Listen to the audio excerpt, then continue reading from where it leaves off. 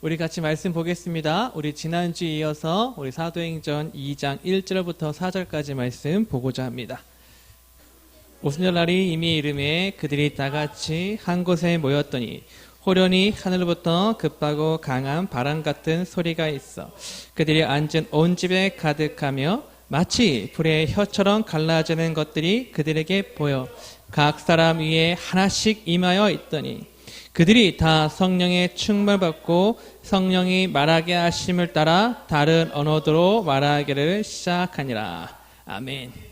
우리가 지난주에 이 하늘로부터라는 제목을 갖고 같이 나눴죠. 그저 두 가지를 나눴습니다. 첫 번째, 진정한 생명은 바로 하늘로부터 우리 가운데 임하는 것이다. 성령을 통해 임하게 되는 것이다. 그리고 그 성령이 우리 안에 채워지면 그 성령이 사랑이 즉 그리스도의 생명이 우리 안에 채워지면 어떻게 된다고 했습니까? 단순하게 머무는 것이 아니라 우리의 삶에 차고 흐르게 된다. 그리고 차고 흐르게 되는 것을 우리는 무엇이라고 한다? 성령의 열매라고 부른다. 그래서 가장 먼저 나눈 것이 사랑이라는 것. 이것이 바로 성령의 충만한 이런 상태라는 것을 같이 나누었습니다. 또한 두 번째로 우리가 또 무엇을 보았죠? 성령을 받으면 우리 가운데 오직 하나님께서 역사하시는 능력이 나타나게 된다는 것들. 그런 것들에서 우리가 같이 나누었습니다. 오늘은 첫 번째로 문제의 답은 하늘에 있다는 것입니다. 자, 어디에 있다고요? 문제의 답은 하늘에 있습니다. 하늘부터 성령이 임한 이 마가다라방, 여러분 어디에 있었을까요? 예루살렘에 있었습니다. 왜 그러면 이들이 다른 것도 아니라 다락방에 있었을까? 이 다락방은 그 당시 건물 구조에 보면 되게 숨겨진 그런 공간이었습니다. 지금도 그렇지요. 왜 이들이 그런 숨겨진 공간에 있었을까? 일단 마가다락방이 주님께서 예루 떠나지 말라 했던 예루살렘에 있었기 때문이고요. 또한 두 번째로는 120명에 가량된 그 사람들이 같이 한꺼번에 머물 수 있는 큰 공간이기도 했기 때문입니다. 그런데 이보다 더 큰 원인을 많은 학자들이 그들 안에 있는 두려움 때문이다 라고 말합니다. 뭐 때문이라고요? 여러분 지금부터 50일 전, 이 사건으로부터 50일 전 예루살렘에서 무슨 일이 일어났습니까? 이제부터 50일 전 단순하게 주님이 십자가에 못 박혀 죽으셨나요? 아니요. 그 당시 종교 지도자들 대제사장들이 다 같이 일어나서 우리 예수님을 이단으로 몰았고 십자가에 죽이고자 했습니다. 그런데 단순하게 지도자들만 그랬어요? 아니죠. 예루살렘에 있던 모든 백성들이 소리칩니다. 저 예수를 죽이라. 저 예수를 죽이라고 소리칩니다. 십자가에 죽이라고 소리치죠. 더욱이 이제는 그들이 자신이 따랐던 예수님을 넘어서 이젠 제자들도 찾아 죽이고자 하는 상황이 있었습니다. 그것이 이들에게 얼마나 큰 두려움이 되었을까. 여러분 우리에게도 이러한 두려움의 현장이 있지요. 여러분 먼저 한 가지 묻고자 합니다. 여러분 우리가 믿는 하나님 정말 크고 높으신 분입니다. 아멘 해야 돼. 아멘? 여러분 우리가 믿는 하나님 능력의 하나님이십니다. 총명의 하나님이십니다. 지혜의 하나님이십니다. 믿으시죠? 그런데 우리가 이렇게 크고 능력이 많으신 하나님, 지혜의 하나님, 총명의 하나님이라 믿는데 우리가 일주일 중 가장 많이 거하는 그 교실에 들어가면 또한 나의 사랑하는 친구들이 가장 많이 나랑 같이 다니는 그런 중심가에 나가면 분명 내가 믿는 하나님 크고 높으신 하나님이신데 왜 그곳에만 가면 그렇게 힘이 없어 보이는지 모릅니다. 왜 그렇게 그곳에만 가면 우리 하나님 이곳만큼은 이곳에서 하나님은 역사하지 않는 것 같이 느껴질 때가 있습니다. 물론 그럼에도 불구하고 우리 친구들 특히 우리 해장단 교실에 들어가면 범계 나가면 그렇게 열심히 기도를 합니다. 그렇지 시민아?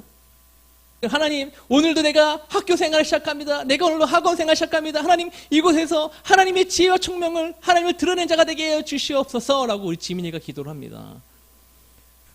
여러분 우리 회장님은요 심지어 노래방에 들어갈 때까지 기도하는 걸로 알고 있습니다. 노래방 문을 열면서 할렐루야 하며 들어가면서 18번 곡인 내게 강과 같은 평화를 찾아 부르는 그렇게 될 줄로 믿습니다. 여러분 고딩 때 정말 큰맘 먹고 수련회 끝나고 학교로 이제 복학해서 그래 복학이 아니지 하나님으로 가서 내가 정말 하나님의 자녀다운 삶을 살고 싶은 마음이 있어서 학교에서 교실에서 기도를 했습니다. 아침에 딱 들어가자마자 친구 다 있는데 거기서 기도를 딱 했어요. 그때 제 친구들 반응이 어땠을까요? 와, 은서봐, 나를 위해서 좀 기도해줘. 나의 기도 제목이 이거야. 라고 그런 친구도 한 명도 없었어요. 제가 기도하자 애들이 야, 쟤 뭐하냐? 들려다녀. 쟤 뭐하냐? 쟤 기도하나 본데? 대박, 기도한대. 야, 기도한대. 쟤 기도한대. 헐, 대박. 근데 그게 교실에서 끝난 것이 아니었어요. 내가 그새 듣고 오기가 나가지고 오전 시간 딱 쉬는 시간마다 끝나자마자 기도하고 수업 시간 할 때마다 하나님 수업 시작합니다. 옆에 친구 듣도록 기도했어요. 할 때마다 우와, 대박, 대박. 근데 학교 끝나고 집에 가는데 그 다른 반 친구가 나한테 오더니만 나를 팍 치더니 야, 너 오늘 기도했다며? 근데 그 친구들의 그런 모습들 본데 이거죠. 네가 왜 그렇게 했냐? 너 이상하다. 너 이상해졌다. 그 시선들이요, 그냥 나를 이렇게 막 이렇게 칭찬해서 시선이 전혀 아니었죠. 그런데 문제 뭐냐면은 그들의 그런 시선 앞에 딱 그날 하루하고 그러고 나서 기도 안 했던 것 같아요. 두려웠습니다. 두려웠어요. 네. 내가 혹시라도 거기서 믿음의 말을 하고 오히려 내가 믿음의 말을 하고 믿음의 선포를 해야 되는데 오히려 그것이 그들에게 또 역효과가 날 것 같은 두려움이 있던 거예요. 그리고 내가 그렇게 기도하고 계속 유지하고 나가면 분명 이들이 나에 대한 그런 기대치가 있으면 어떡하지? 생기면 어떡하지란 두려움. 그렇지. 기대치가 생기면 두려움. 또 내가 다시 예전의 모습으로 또 들어가면 역시 이런 것에 대한 두려움. 그런 두려움이 나를 눌러서 아무것도 하지 못했습니다. 그때 여러분 제가 이 성령 하나님께서 주시는 능력을 알았다면 담대케 하시고 능력을 주시고 나로 하여금 내 안에 확신케 하시고 하나님께서 나를 붙들어 주신다는 그 성령 하나님의 역사를 알았다면 더 성령을 의지해서 기도했을 것 같아요. 여러분, 오늘 본문의 제자들 하늘로부터 성령이 임했습니다. 그러자 자신들이 걸어 잠그고 있던 그 문을 박차고 나가버리죠. 그리고 단순하게 문을 박차고 나가서 끝납니까? 아니요.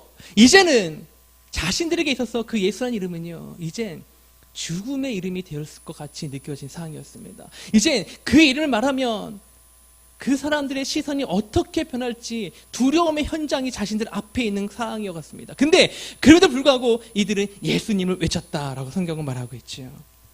여러분 안에 무엇이 두려움이 되어 있습니까? 아마도 제가 그랬듯이 여러분 안에 가장 큰 두려움은 친구들의 반응이 아닐까, 그들의 시선이 아닐까 싶습니다. 여러분, 그 모든 두려움 나의 힘으로 이길 수 없습니다.